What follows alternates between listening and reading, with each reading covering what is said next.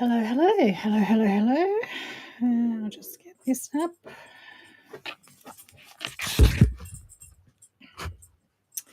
While we wait for some people to come on.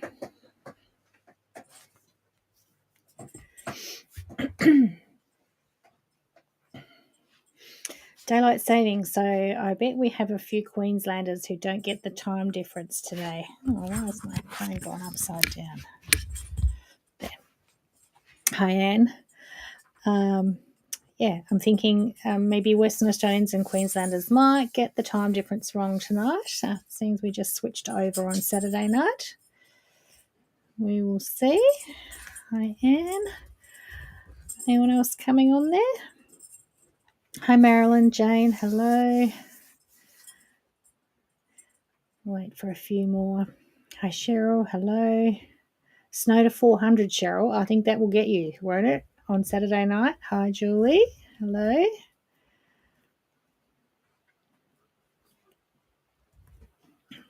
The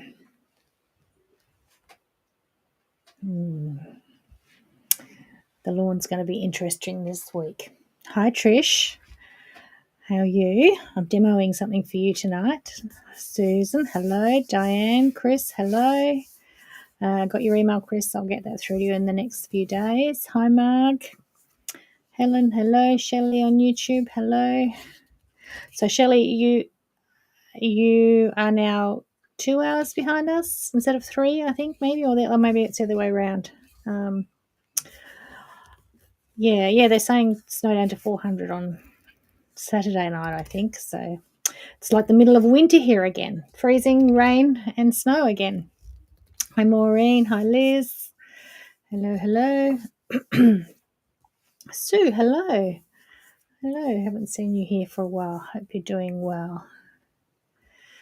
Jeanette, hello in Queensland. So you got the time difference okay. And the other Jeanette, hello. 4 p.m. Okay, and it's 7, so it's 3 hours difference now. We've gone from 2 to 3, I think. Must be. Okay. Anyway, you were smart enough to work it out. That's good. I think we might miss a few tonight. Hi, Cindy. Happy birthday for last week. Yes, I don't know. I just can't believe it's October and daylight savings already. It just seems ridiculous. I was getting organised so early this year. I was getting so far ahead of myself. And now all of a sudden we're how many weeks till Christmas? Yeah, we won't go there. Hi, Karen. Hello. But I am organised. I've got my Christmas stitch along organised, and our H&Co Happy Boxes are nearly ready, as in the projects are nearly ready. Hi, Jackie from Wagga. Hello in Wagga, my old stomping ground. Yeah. So, hi, Karen. Hello. All right, we'll wait for just a few more. Couple more minutes. So yeah, heaters back on today. I had them off all week. I was good, but the heaters are back on today. A chilly day. Anyway, I guess spring will be here soon. The water was very good for the garden because when spring peeked its little head through, I did plant a heap of plants, so I don't want to lose them. Janine, hello. Del, hello. Okay, well, we've got a few on. So, confusing daylight savings, it still feels like winter. I know. That's just not what's right, is it? And September and October are always windy months here, but boy, has it been windy. Literally, I walked Sunday into the wind and could barely push the pram with the dog in it up the hill through the wind. It's so windy. Fan of a day, heater of a night. Oh, really? Okay. That much different. You're up North Queensland, though, aren't you, Helen? So, yes. I don't know that I ever did put a heater on when we were in Townsville. Hi, Sharon. Okay, so my gin tonight.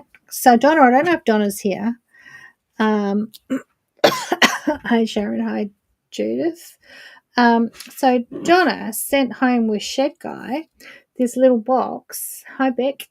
She obviously went out on the weekend tasting and bought me this little box of 3 little gins. Now, well, I'm not really sure if they're actually gins. Hi, Tina. Hi, Anne. because they're from Charles Reuben Estate, which I haven't been to, out at Tea Tree.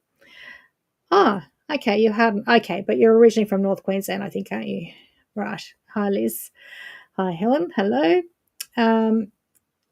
So I haven't seen or been to. Maybe I have heard of Charles Reuben Estate, but one says pure Tasmanian pink grapefruit, one says pure Tasmanian blood orange fruit brandy, and one says pure Tasmanian cherry Kirschwasser fruit brandy.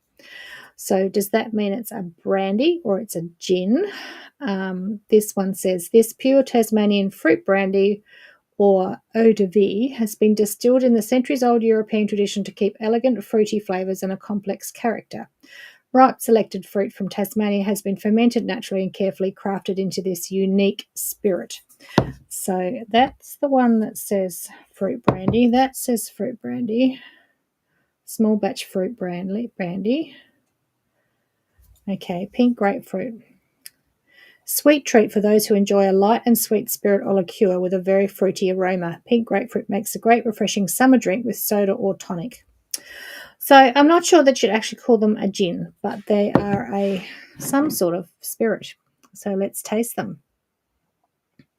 I know, Chris, it's ridiculous, isn't it? We didn't get quite that hot, although it did get to 28.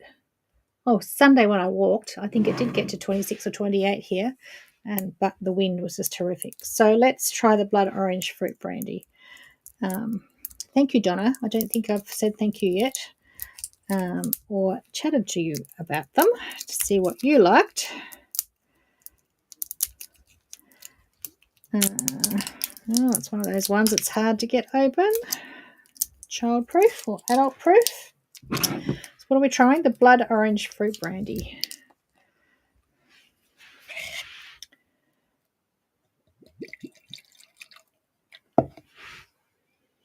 Oh, smells like orange.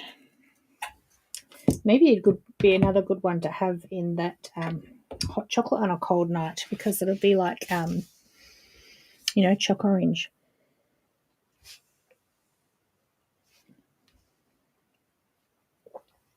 Oh, yes, it's very orangey, but boy, what percent is it?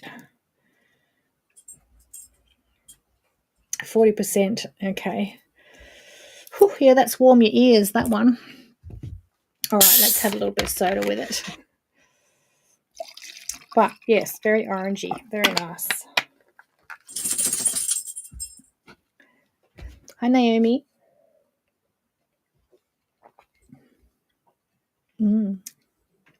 That's nice. Very refreshing. I think the straight alcohol has just stripped the taste buds from my mouth, but I like them all. 40% alcohol, yes. They had the distiller made in Germany, lovely family business. Donna's just popped in to tell me. Okay, I might have to do a road trip. Hi, Kim.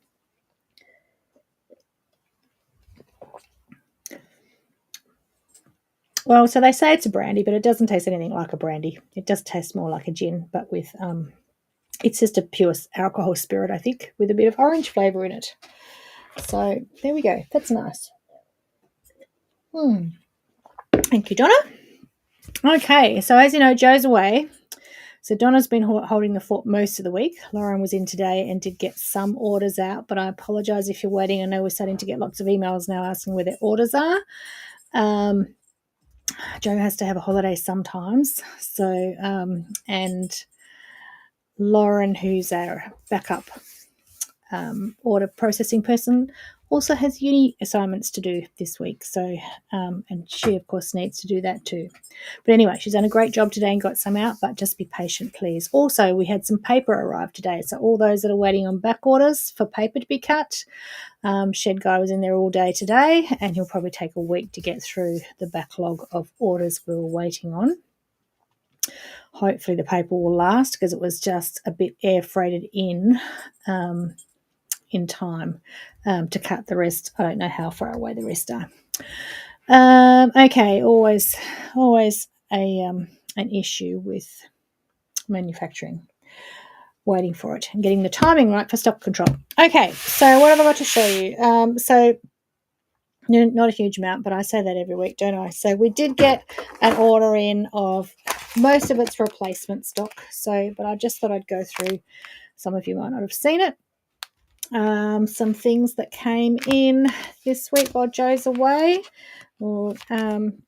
So some more of the No Math Quilt charts and formulas. This is just a little Bible that gives you just a very handy thing to have.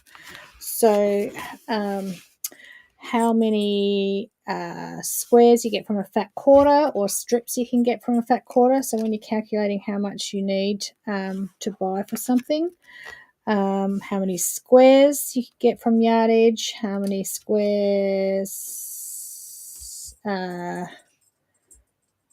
Oh yeah, same thing. We've just gone up to more yards. So if you needed 362-inch squares, you'd need to buy 1 yard of fabric, which is just a bit less than a metre. So things like that you can work out. Then half square triangle blocks. So the cutting measurements for your half square triangle blocks. If you need a finished block 2 inches, then you need to cut your squares at 2 7/8 inches, and it goes up from there. Tells you all your maths. Hi Judy, hi Kim. How many squares from yardage, how much yardage you'll need for those squares. So if you needed 84 finished 2-inch squares, you would need 1/4 of a yard. And that's still going up in bigger sizes. 1/4 square triangle blocks, so the mass for a 1/4 square triangle rather than a half square triangle.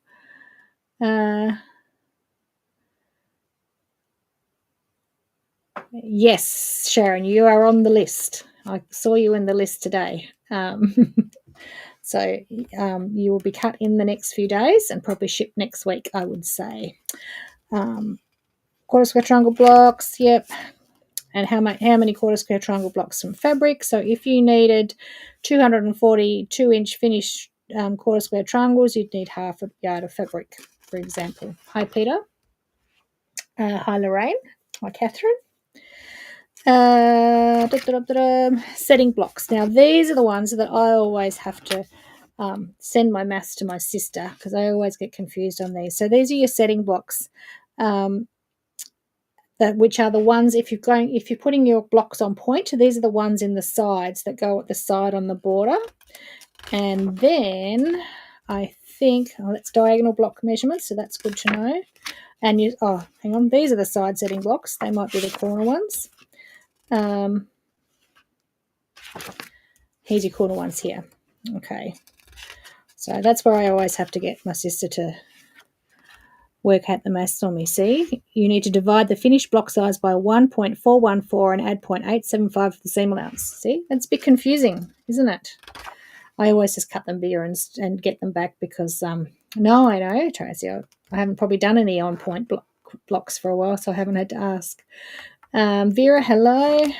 Reducing and enlarging blocks. So this is if you're going to put it on the copier for something, or if you want to change the size. So say you had you wanted a 12-inch block, but you've only got the instructions for a 6-inch block, then you times it up to 200%, times 100 up to 200%. So this gives you all the percentages that you would increase your cutting measurements by or photocopy it by. Hi, Rhonda. Hi, Ange. Hello. So more of that. Someone's calling me. And then converting yards to inches and yards to decimals. Standard quilt sizes or mattress sizes. That's always a good handy thing to have. And formulas to determine yardage for backing and binding. There we go. Sue, I can't answer you right now. If you're still watching, I think you might have hit the call button somehow.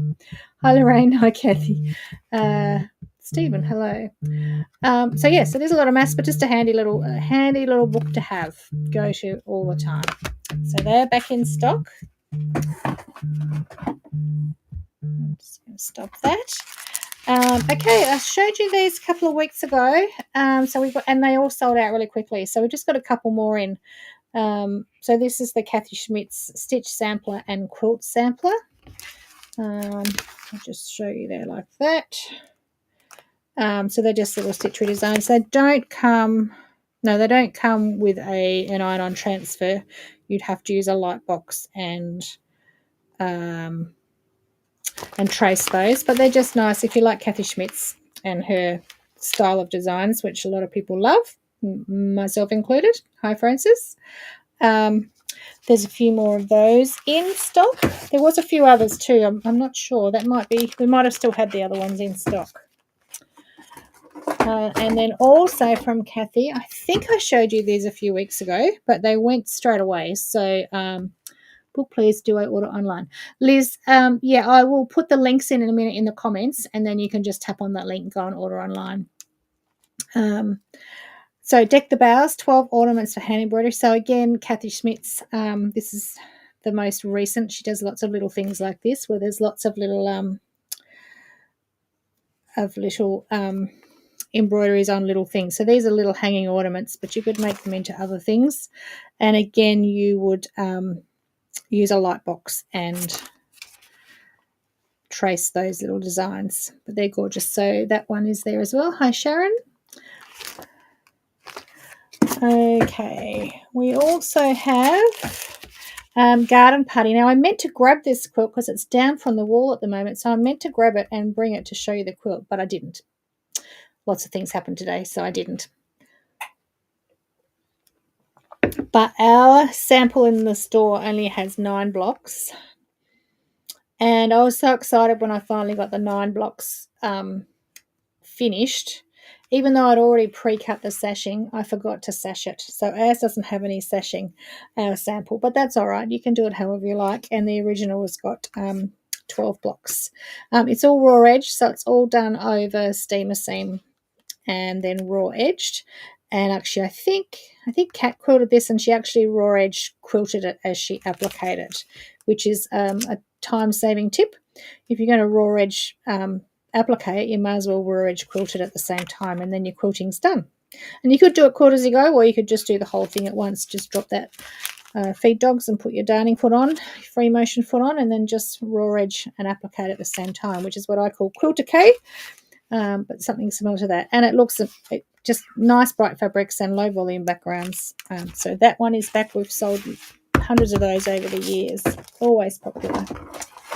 Then we had this one a little while ago too. I think Jo actually ordered it for herself, and then someone bought them all, so there's more in. This is just, it is actually wool felt, but I know Jo's going to do hers just with over applique paper and applique it. So that's Nordic Wings by Primitive Gatherings, which is quite sweet, isn't it? All Primitive Gatherings things are lovely. But you might already have a stash of wool, and you can do it in wool, or you could do it in turn edge. Also got the Bowl Cozy templates back in stock. Again, we just sell these consistently. So it's got the small and the large size for your Bowl Cozy, and we do have the 100% cotton, no scrim batting that you can use for the Bowl Cozies too. They're the bowls that you make to put in the microwave. Now, I had someone here recently and got them a bowl out and put it in the microwave. I can't think who it was now because I use mine all the time. And she said, "Oh, I didn't realize you could put them in the microwave." And I said, "Well, that's the whole point of them, that you put the bowl in it, then put it in the microwave. So when you lift it out of the microwave, you don't burn your hands." But she was like lifting it out and dropping it in the bowl quickly. So still burning her hands. So yes, the idea is that you make it with the 100% cotton batting with no polyester scrim on it, so that it can go in the microwave with your bowl in it cold, and as it heats up, you can pull it out and not burn your hands on the hot bowl.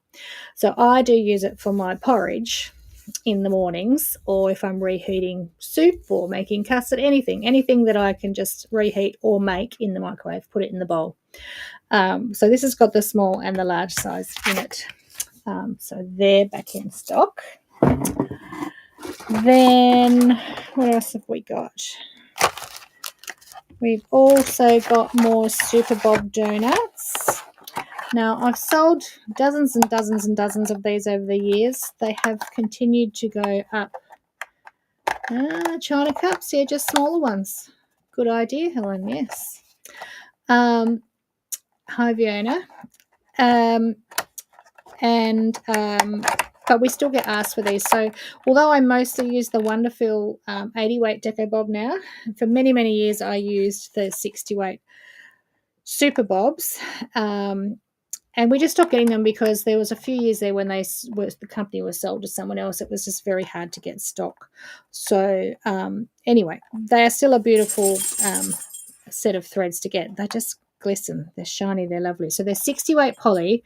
So you can use them for all your EPP and your applique. They're fine, but they're strong. So when you're using a really strong tension for the EPP, pulling it really tightly so you don't get gaps and see the stitches, then they don't snap. So use it for all EPP and applique, hand applique, or you can put them in the machine too. There you go, Jackie. See, learn something every day. You do. So we have a couple of packs of those back in. Stock varies on those. They come and they go, and they're sometimes hard to get, but they are lovely. Mine's 3/4 empty, and I could just get new ones and replace it, but well used. So if you're just starting out and you want a selection, cream and grey thread on bobbins, EP and applique. Yeah, you can just get the single. Yes, you can just get the single bobbins, Fiona. We have them as single bobbins in cream and grey. Yep, so you can. Now again, because I like my iron-on leave-in circles, I don't necessarily use these, but a lot of people like the Karen K. Buckley Perfect Circles. So we've got more in. So there is the large pack. I don't know why there's 2 packs in there, because they look like they're the same size. They look exactly the same to me. I'll check that. Anyway, maybe you get 2 of each. There's the oh yes. And that one's got 4 of each. So there you go. The large pack there. So they're made out of mylar, so you can hit that with a hot iron just quickly, and you can either gather circles with a running stitch around the mylar template and then put some steam or some starch and iron it, and then just carefully pull those out, or you can just iron your edges over. And this is the small set, so it comes with a little ring to put them all on so you don't lose them. As you can imagine, they'd be very easy to lose. So they look like they go from about 1/2 inch up to 1.5. Doesn't actually tell you. And those ones I think go from 2 inch. Let's have a look. Oh, right, you get multiples each size. There you go. These ones go from 2 each, of 2 1/4 up to 4.5. There you go. So, and sometimes there might be times when I would use those over the paper for a reason, for a particular reason. These ones go from, start at 7/16 of an inch, so just under 1/2 an inch, up to 2 inch, those ones. So that's the large and the small packs. Hi, Caroline. Hello. I haven't sent you your prize from last week.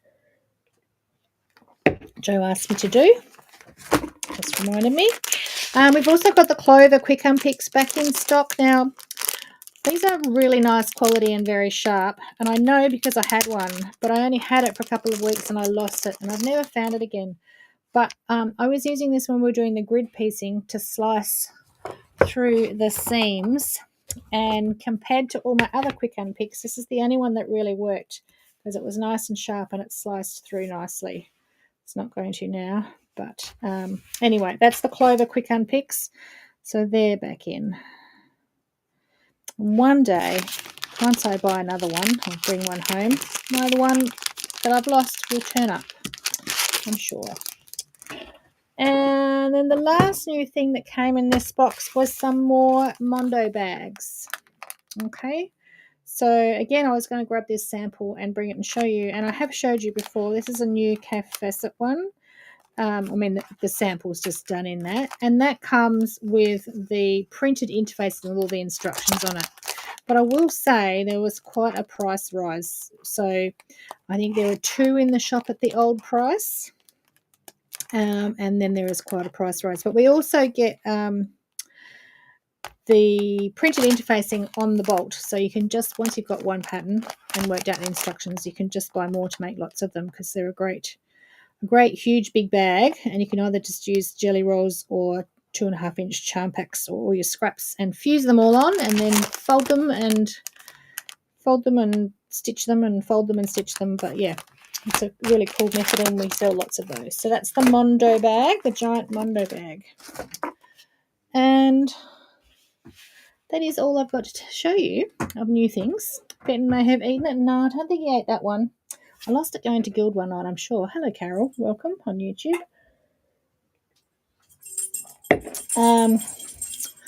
Yeah. So that is that. Now, a couple of things I was going to show you are very handy. You can use the cut out center of the smaller circles to do teeny circles. I don't know that they included this cutout center though.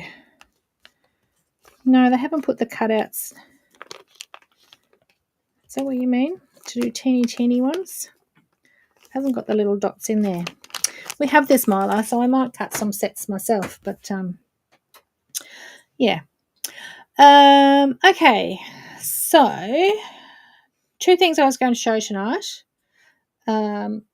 And this came for a couple of reasons, but I had some fabric to cut, and I just thought sometimes I see at classes and things that people have never really learnt how to cut fabric, or the most efficient way or the most accurate way to cut fabric.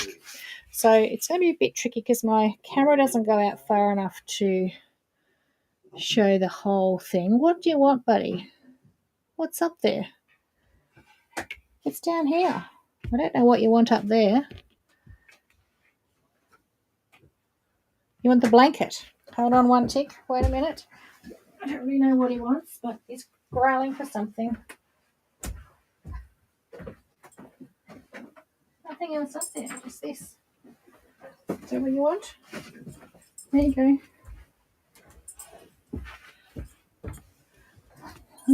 The wrong blanket, maybe. Yeah, it could be Sharon. I have searched, but it could be. Oh, I see. You drew on the inside. Yes, you could certainly draw on the inside. Hi, Soul. Hi. What is my gin tonight? My gin tonight is a Charles Reuben Estate Pure Tasmanian Blood Orange Fruit Brandy. Hi, Karen. Lemonade. Lemonade. As in just lemonade, or it's a lemonade gin? Not sure. Anyway, so I thought I would just talk through a few tips of cutting fabric. So when we purchase fabric, we normally get it off a bolt and it's folded in half. And at the quilt shop, we just roll it out and then we cut the measurement that you want, whatever you've asked for. But it doesn't necessarily mean that it's been folded on the bolt, because obviously it's printed flat in a really wide roll, and then they double fold and roll it. And it's not always folded straight on the bolt. So there's a couple of ways you can do it. Like you can sort of hang it up, hold it, and it's easier to see on a larger piece, and you can just let it relax and see where it falls, and it should sort of fall rather than being twisted as to where it's relaxed and hanging straight on the grain. Now you can see that didn't line up then when I let it hang relaxed. Okay, the other thing you can do is double fold it, and you want to see the fold at the bottom on a straight line and the fold at the top on a straight line. Now let me come down a bit further on the camera. So you can see here, this is not perfectly straight. It's a little bit wider at that end than at that end. So I'm just going to sort of flop it up and move it across until I've got the top fold and the bottom fold exactly parallel. Now it's best to do this without double folding it, but I can't do that on the camera. So now I've got that fold there parallel with that fold there, because that one's exactly on the line, and this one, just using my eye, I can see is even all the way around that line. And then I would take my ruler, put it on a straight line, and trim off the edge to square it up. So now I know I've got it squared up. Now, if you don't do that, when you open your, I'll show you on another piece in a minute, but if it hasn't been squared up and you've got it double folded, when you open, your strip will be like a zigzag, okay? It won't be perfectly straight. Now, I used my mat to line all that up. So I know I've got perfectly straight lines, vertical and horizontal, and they are nice and even. So when I'm cutting, if I'm cutting less than my ruler, and the ruler I normally use is a 6.5 inch ruler. So if I'm cutting anything less than 6.5 inches, I use my ruler. Now, you would have heard, and you may have heard, and you may have read that the ruler measurements and a mat measurement might not be exactly the same. So you should use one or the other. And technically that's correct. Hi, Tanya. However, if you go bigger than 6.5 inches, I tend to then switch to the mat. And I feel that over 6.5 inches, anything bigger than 6.5 inches, you've got plenty of space there when you're piecing to ease and fudge and make things fit. So if you're a total perfectionist, then you should use, and you're going to cut pieces wider than 6.5 inches, then you should use the mat all the time. Okay, but if you're cutting less than that, I would use my ruler, and in my case, I tend to use my ruler anyway because it can be quicker. The other thing is, though, if you were going to cut, if I had to cut 2 inches, 2 inches, 2 inches, and 2 inches, then I would just use the mat. So I'm going to cut 2 inches, 2 inches, 2 inches, 2 inches, and I don't have to move my fabric. I can just move it along. Or, of course, if you've got a stripology ruler, which is amazing, then you just sit that on there once and you cut in all the slots. And I should have brought you one of those to show, but I haven't. So you might also have a 2.5 inch ruler. So this is like a corner cutter ruler, which happens to be 2.5. Or if I want to do 2.25 for a narrow binding, or 2.5 for a wide binding, or 2.5 for like a jelly roll type strip quilt, then I can just use a 2.5 one, and then I can move along like that. Okay, so then when it comes to cutting your piece, if you're right-handed, so I've trimmed up my left side, and you're always going to have the piece that you're cutting underneath the ruler. So I don't want to cut a 2-inch strip over this side because this is flapping around and not being held. So if I'm right-handed, I'm going to have my piece under the ruler, so that's really firmly held and it's not going to move, and I just slice along there. Does that make sense? If I'm going to slice from that side, that's all loose and it could move around. Okay. You haven't used it yet, Fiona. Well, when you're doing lots of strip cutting, you'll use it. You'll find it useful then. Okay, so what do I want to cut this into? I'm just going to cut a 2-inch strip off of this because it actually is for a project, so it's 10 inches wide. First of all, I'm just going to trim up this side while it's here because that would be good for me. So again, I've got this under so it's not moving and I'm just slicing off. So if I want a 2-inch strip, I'm just going to stand up now because also the height of your cutting bench is important. So if you're doing lots of cutting and you're just sitting down and using your wrists like this, let's look overhead. So you can't really see, but if I was just sitting down at the level and pushing like that, I've got to use all the muscles in my wrists and my arm. And if you're doing lots, that can really wear down the muscles in your arm and you'll end up, getting golfer's elbow, which I've got a bit at the moment, or problems in your shoulder and your wrists. So it's good to stand up, put your hand on the ruler and lean on it so you've got all your body weight on the ruler. You're not just using your fingers or your wrists or your forearm muscles. You're using the weight of your whole body leaning on that. Okay, so and then you pull back the cover on your blade. You're going to push onto the mat, but also against the ruler. Okay, so if you haven't done this much, and I know most of you here have, but if we've got any newbies, then you're pushing onto the mat, but against the ruler, and you're just going to make one slice, And then as you slice off the end, you're going to get into the habit of pushing that blade cover closed. So if you put that down now, it's closed. If you don't get into the habit of doing that every time you do a strip, then one day you're going to put it down and you're going to reach to get something and slice your fingers off. So you can see there, I pushed on and in. So I'm pushing to the left as I slice. So it's not going to run off the ruler. And the ruler's not going to slip because I've got my whole body weight on it. And I've also got my, on my right hand, because I'm standing up, again, I'm using my whole body weight to push that down, not just my wrist or my forearm or my elbow. Yes, Janet, they changed daylight saving on Saturday night. So I knew I'd catch a few people out. So it's now 7:35 p.m. here. You'll need to be an hour later or earlier. Jeanette, does the pattern always run straight? No, it doesn't, and I'm going to talk about that now. So that is how we would slice. As I said, if I wanted multiple 2-inch ones, then I would move along, or if I'm using my ruler, I would line up the next one, move that one out the way, line up the next one just in case it moved. Right, now, Jeanette asked, does the pattern always run straight? No, it doesn't. And you can see here on this piece here how it's not straight along here or along here. So if it's somewhere that's going to be really noticeable, and it's really going to worry you, then this is what I tend to try and do. So I open it out so it's not double folded, and I slice it so that it is right on the edge of my pattern. So I'm just moving my ruler as I go along, which means I'm not going to have a perfectly straight edge.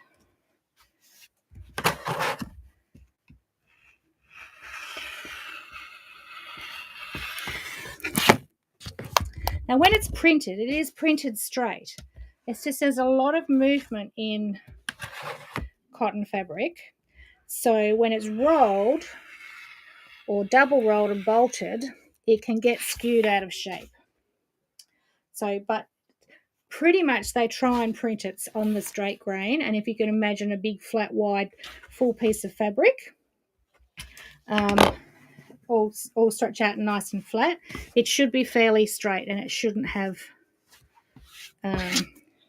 moved too much. So then I'm going to double fold it. And just, you can use an iron and some steam, or you can just push it so it's all even. And let's see, we've got a fold there. I'll have to come up a bit further. So I've got a fold there. And it's not too bad actually. But I would cut it so that my pattern's straight. And then I would go to your iron with some steam and just straighten it up and steam it into the new shape. Now, if it's getting cut down into little squares and things, it's not going to be an issue.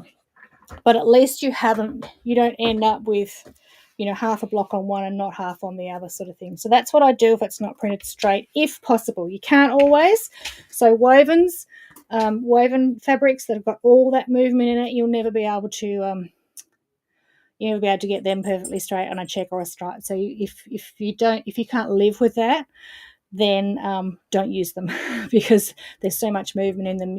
Even if you cut it straight, when you sew it, it moves. Post-ops are trying. Yes, it can be a very nasty cut if you slice yourself on that blade. So just always get in the habit of closing that blade. As soon as you do your cut, close it. And it just becomes a habit. Like you don't even know, you just do it automatically. So you open as you start, close as you swipe it through. I've just changed my blade on mine and I must have tightened it too much. So at the moment, it's actually really a bit stiff to pull that back and forward. So I need to either loosen it off or, use it a bit. Maybe I need to clean underneath. Maybe there's some gunk under there. But just need to get into that habit of always shutting it, and then it will just be automatic and you won't even realise and you'll never cut yourself, hopefully. So yes, that was just my little demo about cutting. Anyone got any other questions about cutting? I know it's basic and most of you do it all the time, but sometimes I have to remember that some people have never been shown the basics, and it can make life much more difficult than it needs to be, and less accurate and much slower process. So there was that. Okay, so Catherine, if you do a lot of strip piecing and cutting multiples of things, yes, they can be worth the investment. I've not I had an injury now. I have retractable blades. Yes, okay. Yeah, you can get the blades that you have to push down and it retracts, and then as soon as you lift it, it comes off. I don't particularly like them, and I've started off without one. So it's like when you could free motion quilt without a stitch regulator. Once you get one, it's just too restricting. But yes, you can get retractable blades where you have to push down for it to open, and then as soon as you lift off, it closes again. So that's a handy thing too.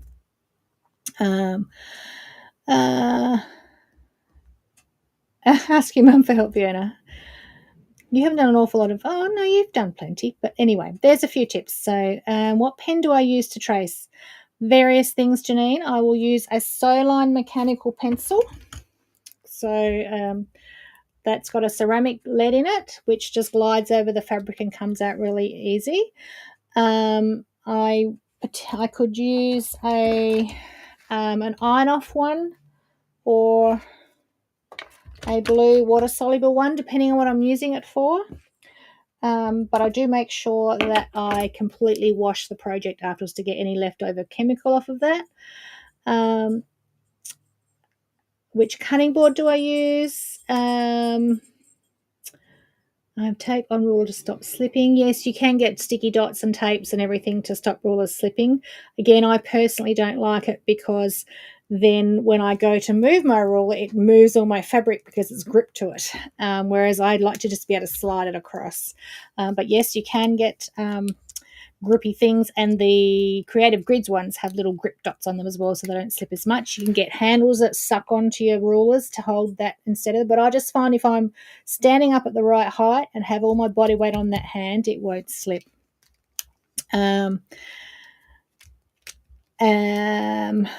Which cutting board do I use? What have I got? I've got an Omni Grid here. Alpha I still find are the best. The Fiskars ones are good. I don't so much like the Matilda's Own. They're a bit hard. They're the only ones that we can get a big one of at the moment, but I just find them a bit hard and they blunt your blades quicker. So, but we use Fiskars at the shop, and I mean, we're cutting thousands of cuts, I suppose, but we go through them. Maybe 2 or 3 a year we go through, because we literally cut all the way through the board because you're always cutting on the 10 and 20 inch mark or the same marks. We cut right through them. Yeah, not many people that have got a stripology ruler don't think it's good value. You've just got to make sure you use it, Fiona.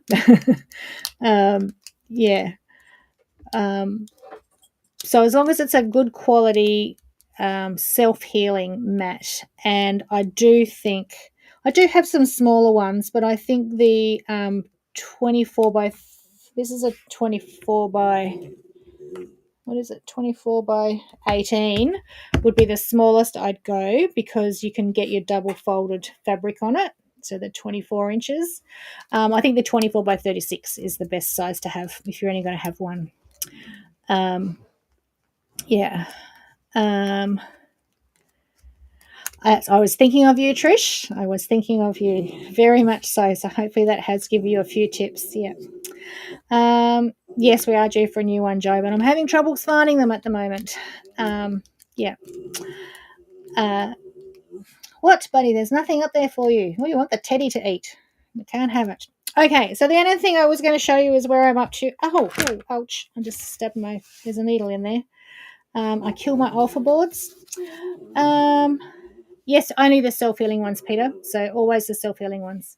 But you still go through them eventually. I do think the alpha maybe do last a bit better, but they're more expensive too. And you don't want to leave them in the sun, so they will warp if you leave them in the sun. All right, so where I'm up to on my little circles. So I've just been spending the week. I did machine applique, the one that I showed you last week. How does it self heal? I think it's just sort of like porous, Sharon, and the blade goes in and then it just closes up again.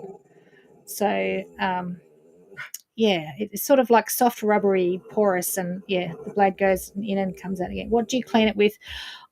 We have those. I've got one here. We have those. Oh, what are they called, Donna or Joe? You know, the little mitt things. It's like a. I don't have one here. It's like a little mitt. And it's got like a scour on it, but it's not a metal scour, and that's really good to clean it. Some people clean them with soap and water and actually scrub them as well, but I do find that just that little, whatever it's called, can't remember, it's got like a little scour scrubber thing on it, and it's good for getting your stuff off your threads off your clothes as well, and then yeah, getting all the threads out of the cuts. So you can see this one where there's a cut. I go in. So where there is a deeper cut, because this is an omni grid, and then the fluff gets stuck in it. So particularly if you're cutting a lot of batting or Helen or something like that, particularly the fluff more than the fabric gets stuck in the cuts. So if you've got one of those things, which I can't remember what it's called, yeah, you can sort of get that all out of that. Yeah. Okay. All right, a thread picker. Yes, a thread picker. Thank you very much. I think that's what it's called. So anyway, I did one by machine, but then I thought, no, I'm going to sit and do these by hand each night. So I have been stitching them all down. I think I've just got 2 or 3 to go. And then I've got to decide what I'm going to put in the corners and what I'm going to put in the sashing. Soft foam is good, often in packages that arrive in the mail. Okay. Yeah, that would be all right. Use that to like scrub it and pick it up. Might work. Thread catcher mitt all the time. It's the best. Yeah, they're just the little. It's certainly good for getting threads off your lounge or off your clothes before you go down the street. Thread picker. That is the one. It's called a thread picker. So anyway, I thought just so I can show you something else, there might be someone new here, I'll just show you the applique stitch yet again.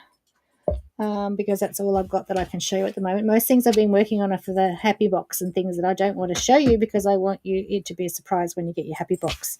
I think there are a few happy boxes still left available.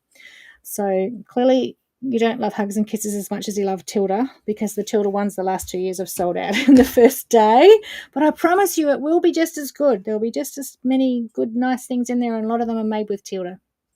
So yes. Okay. So I've got my applique needle, my Hugs and Kisses applique needle, and I've got some 80 weight Deco Bob thread in there. Or actually I might have some 60 weight bottom line still in there. That was in my, I think. I'm just about empty. Yeah, it's bottom line. Okay, and I've knotted, but I'm going to knot a bit more because that just pulled through. And I'm coming up from behind. So I've already, what I have done, let's go to half. I glued my little scallops on the right side, remember? And then I turned them to the back and ironed it and pressed it out to get my perfect circle. And I've stitched by machine in the ditch to the background. So you can see the line there where I've stitched it by machine to the background. So, I mean, I could have just glued it and left, but that sort of holds it out nice and circular there while I'm doing my stitching, and nothing's going to move. All right, so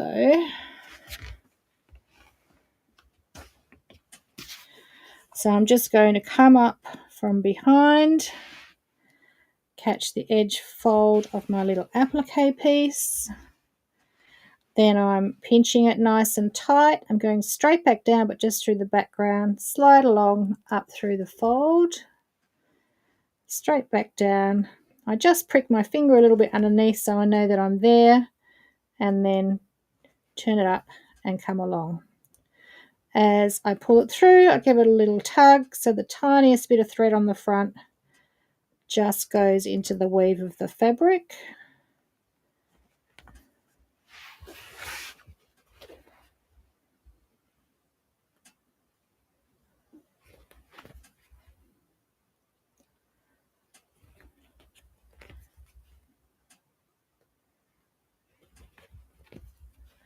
And then if any of my gluing was not perfect or it's come out, I can just take my needle and tuck it back to the edge of that paper to smooth out any little points. So I still have another chance to get my nice smooth curves. It's more been that I did like hundreds of them and they sat around and some of them unglued themselves when I pressed them. Straight back down, move along.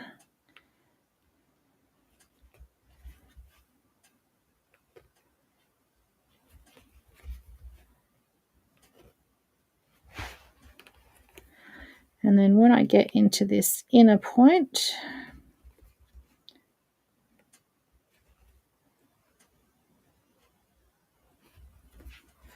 I just change direction and go straight back down there and then just slip across to the next one and start going around the next one.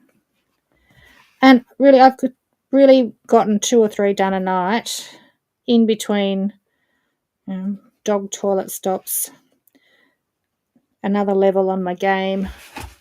So I have gone through them quite quickly and gotten through them, which is good. Well, I had nothing else to stitch, but I actually have got something else to stitch tonight to change it up, so I might do that instead. I did finish my stars that I showed you last week, but I can't show you them because they're for a secret.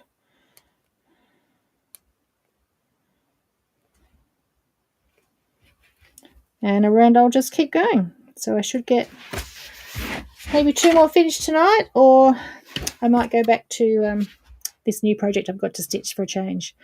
No doggy door, no, because the only doors he can get out are glass French doors out into a side little bit of lawn, and they're lovely big timber glass French doors, and I never wanted to put a doggy door in it. I'd have to get it done properly, and then it would be never go back again. So no doggy door.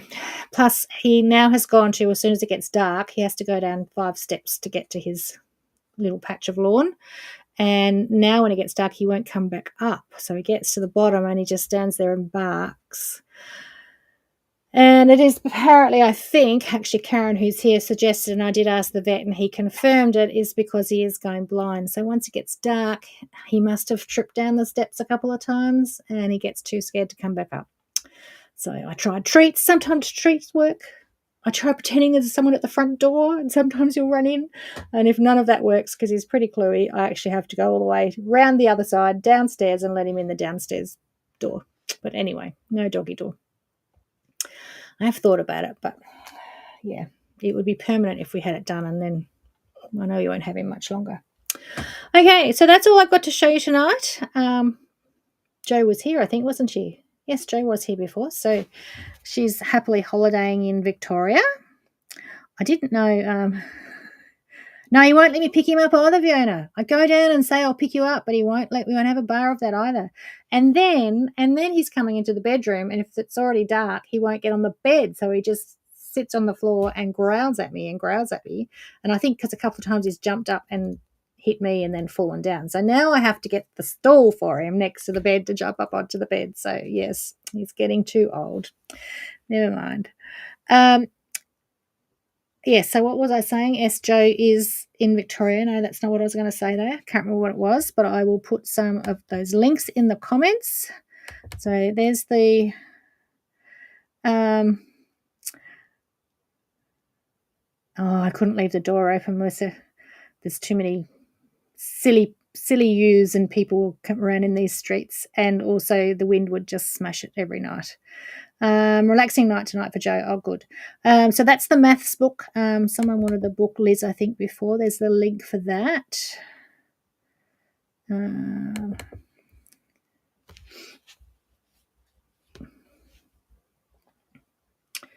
You could get up for an early morning swim, Jo.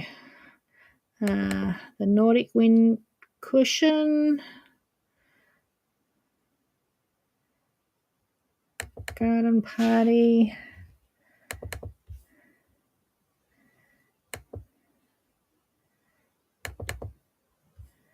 So slow to go in these links.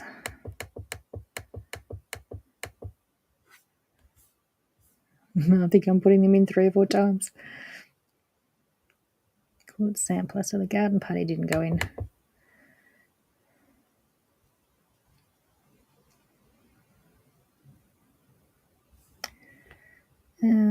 Stitch sampler.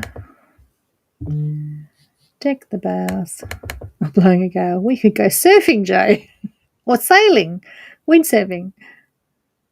Oh, not warm enough yet. Perfect circles.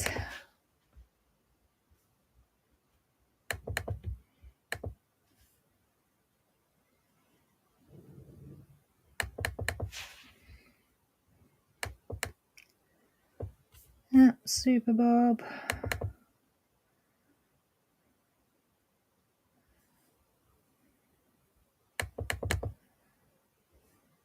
And I'll put the link into the happy box. If you're still procrastinating on that one, you still might get one. So I'll put that in as well again. And I'll also put the link in there for Too Cold in Victoria to swim unless you're up around Mildura. Okay. Yes, but she is from Tasmania. Used to cold water. But it doesn't go swimming here either, and nor would I. Don't you worry, Julie. You wouldn't see me in there unless I was in Townsville in warm water. And you can't swim up there because of the stingers. So, all right. So there's our deal of the week too. We've got 30% off those quilt commandment quilts. So I think all those links have gone in. Happy box will be good. Don't you worry. It might not be completely tilde focused, but it will be of the same quality and value, if not more. I spent 2 days designing something new this week for you. So there's just a few left, so don't leave that too long. I think I haven't checked how many are left, but Too Cold, yes. All right, so that's it. It's a short one tonight. Oh, we're still nearly an hour. I've managed to talk about nothing for you. Hopefully you've learned a couple of things.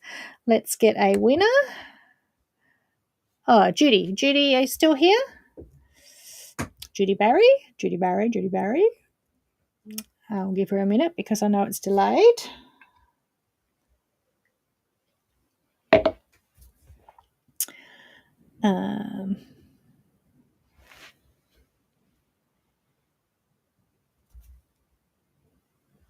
Oh dear. Oh well, skip the vacuuming. Get the stitching box instead. Who needs a vacuum? Mine's dead at the moment too. I need to find. We used to have what was the vacuum place? With the big blown up man out the front. Anyway, they've both closed down. Oh, here, still there, Judy. Okay, if there's something else you want, just let the girls know and we'll pop a prize in it with you. If not, we'll send you a digital prize. Anyway, so I don't know where I can take a vacuum to get it looked at because I know it's still okay, but something's wrong. There must be a blockage somewhere I can't find. So I'm going to have to research that. Godfrey's, that's right. Godfrey's, that's the one. Yeah, they've all closed down in Hobart. So we used to have 2, one in the city and one out Moona Glenorchy way, and they're both gone. So I don't know where you take a shark vacuum. But anyway, it certainly is, Cindy. It's overrated. Well, I can say that because Shed Guy usually does it, so that's okay. I have my studio vacuum, which is just one of those cheap industrial ones and it never dies. But that's better. All right. So you've all still got Godfrey's still. It's just us that lost our Godfrey's, obviously. Not that they closed down everywhere. Yeah, I've taken it completely apart, Liz. It just keeps popping and air coming out the side. I've checked every filter, cleaned every filter. So I've run out of ideas. Oh, they went into administration. Oh, so they may be gone somewhere. No, still in Adelaide. Okay. All right. Well, there must be someone up other than a small appliance centre that charge you a fortune that can look at a vacuum to see. Oh, so they are gone everywhere. Okay. Maybe they did. Went bust. Right. All right. Sometimes it's easy just to go and get a new one, but vacuums can be quite expensive. That's it for me tonight. That's enough about vacuums. We won't bore you any longer. Happy stitching for the week, and I will see you next week. Yes. See you then.